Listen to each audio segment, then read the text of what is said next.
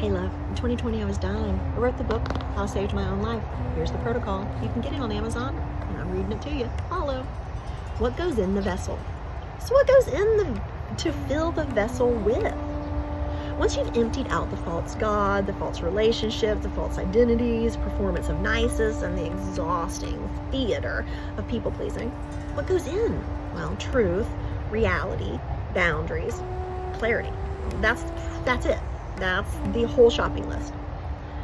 I found my footing in the rooms of AA, ACOA, Recovery Dharma, the 12-step framework that has pulled more humans back from the edge than any therapy, any religion, any pharmaceutical intervention ever has. Because it is ruthlessly honest, and it requires you to show up in community and tell the truth out loud. That's why Eden Centers offer recovery codes, the 12-step recovery from life program, not just for addicts, for anyone whose life has become unmanageable, which, if we're being honest, is most of us. The rooms gave me structure when I had none. But here's what I added that the rooms don't always teach. I tested everything. Every single thing I considered putting back into the vessel got run through 2 questions, and 2 questions only. Is it true?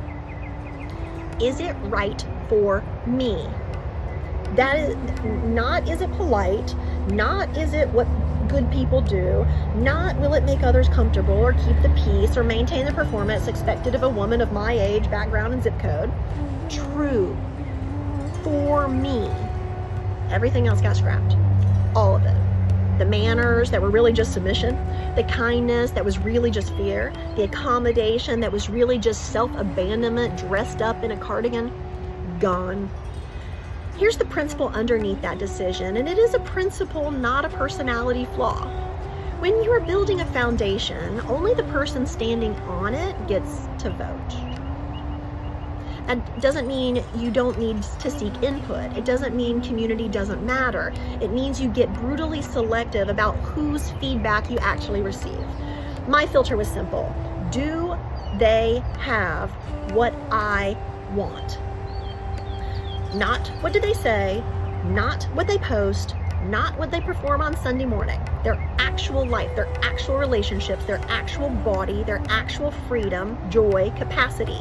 Look at the fruit. If the tree isn't bearing what you want to eat, why are you taking advice from its gardener? When I look around at every authority figure, every moral compass, every institutional voice that had ever been around me and told me how to live, I looked at their lives. Not a single one had what I wanted. Not one. So I stopped listening and I started building on bedrock. My bedrock. The only foundation that will ever hold the weight of who you actually are. Get the full copy on Amazon. But what are you feeling right now? Share it in the comments. Love you. See you soon. Follow.